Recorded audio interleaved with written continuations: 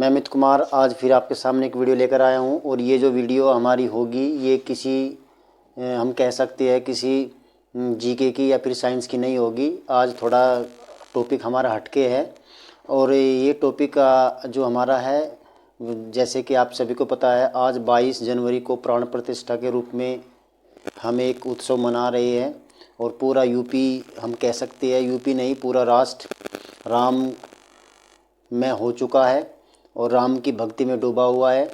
हर कोई कुछ न कुछ अपने स्तर पर कुछ न कुछ कर रहा है और यदि मैं विद्यालय में होता तो ज़रूर बच्चों को कुछ न कुछ असेंबली में जैसे कि हम करते हैं बताते, इस टॉपिक पर भी बात करते।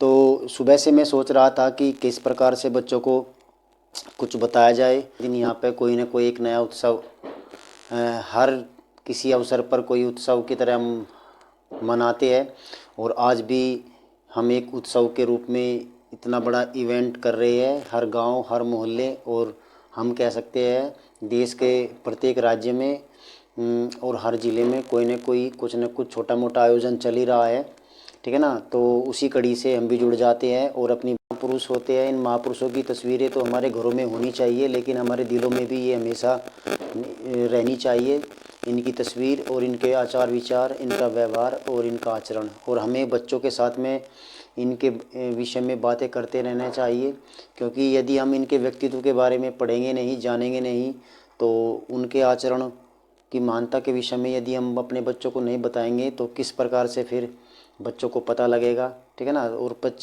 बच्चों को यदि दूसरी तरीके से किसी और माध्यम से यदि पता लगता है तो बच्चे उसी रूप में उनको जान लेते हैं।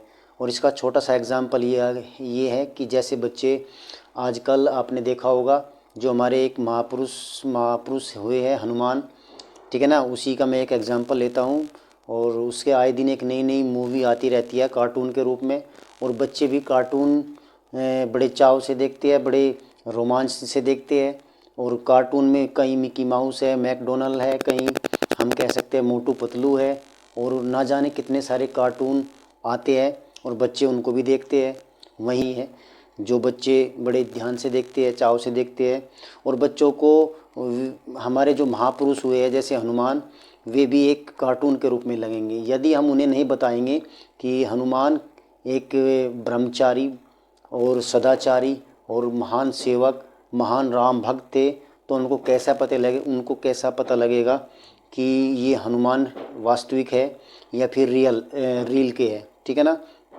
वे उनको तो केवल कार्टून के रूप में देखेंगे, ठीक है ना। तो वे और किस प्रकार से उनको वे पहचान पाएंगे और उनके व्यक्तित्व से परिचित होंगे, ठीक है ना। तो आज प्राण प्रतिष्ठा के दिन लोग अपने अपने स्तर पर कुछ न कुछ कर रहे हैं। कोई अपने घरों में दिए जला रहा है, कोई कीर्तन हवन वगैरह का आयोजन कर रहा है, लेकिन हमें यहाँ तक ही नहीं रुकना है, ठीक है ना। ये सब तो करना ही है, ये तो आवश्यक ही है, लेकिन इसके आगे भी हमें जाना है।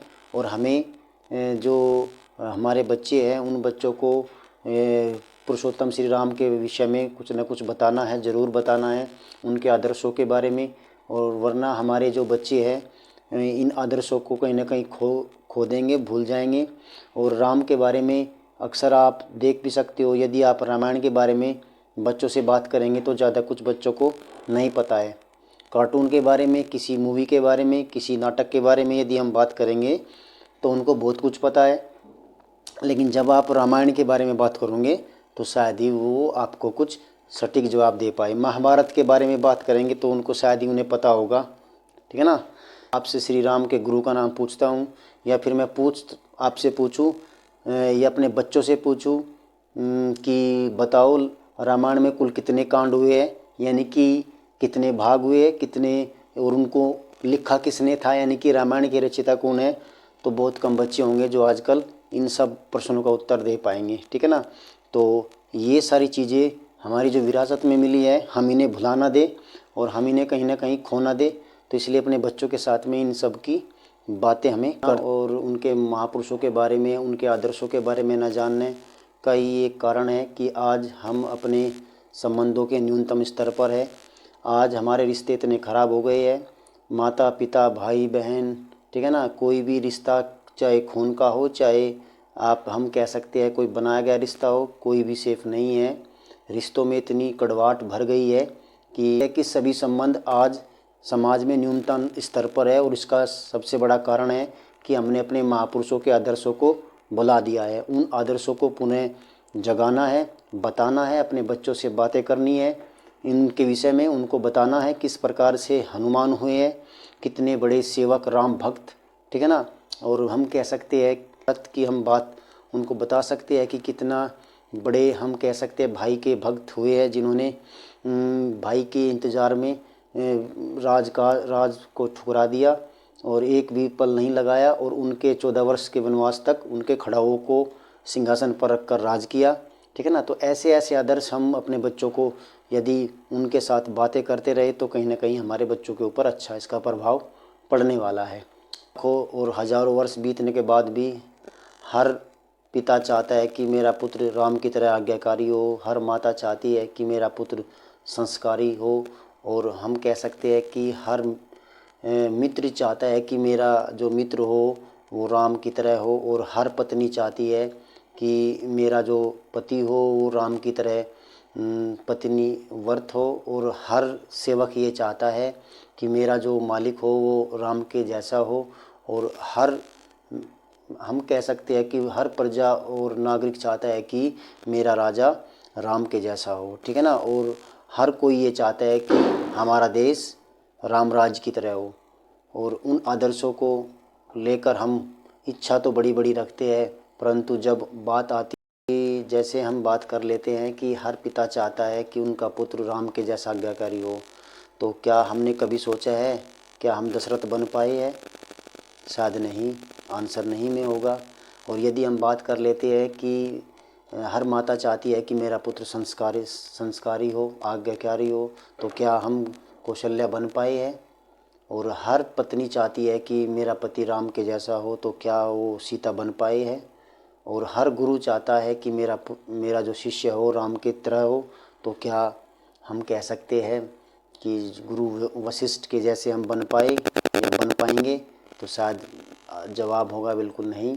और यदि हम कहें कि हमारा मालिक यानी कि हम सेवक किसके हो और हमारा मालिक श्री राम हो, तो क्या हम हनुमान के जैसे सेवक बन पाएंगे? शायद ज़िंदगी में कभी नहीं।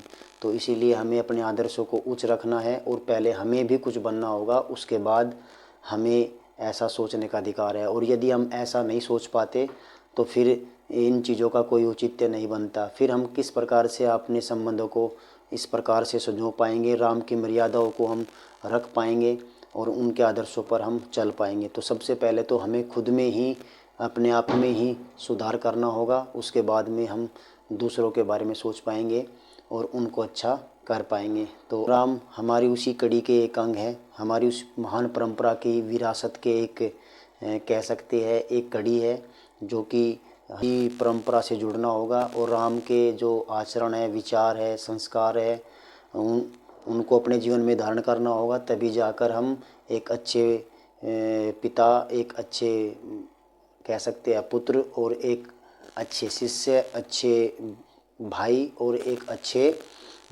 पति बन पाएंगे। यदि हमने राम की मर्यादाओं को केवल और केवल कुछ पुष्प चढ़ाकर, दिए जलाकर या हवन कीर्तन करके, तो हमें इससे हटकर कुछ बच्चों में यदि कुछ परिवर्तन लेकर आना है, अपने अंदर परिवर्तन लेकर आना है, तो हमें राम की बातों पर चलना होगा, उनके आदर्शों पर आगे बढ़ना होगा, और उनकी जो एक जीवन चरित्र का एक जो आदर्श पेश किया है उन पर हमें हमेशा आगे बढ़ना होगा। तभी जाकर हम राम राज की बात कर सकते हैं और मर्यादा पुरुषोत्तम राम की असली भक्ति कर सकते हैं। तो इन्हीं सब बातों के साथ हम अपनी बात को यहीं पे यानी कि विचारों को विराम देते हैं। धन्यवाद।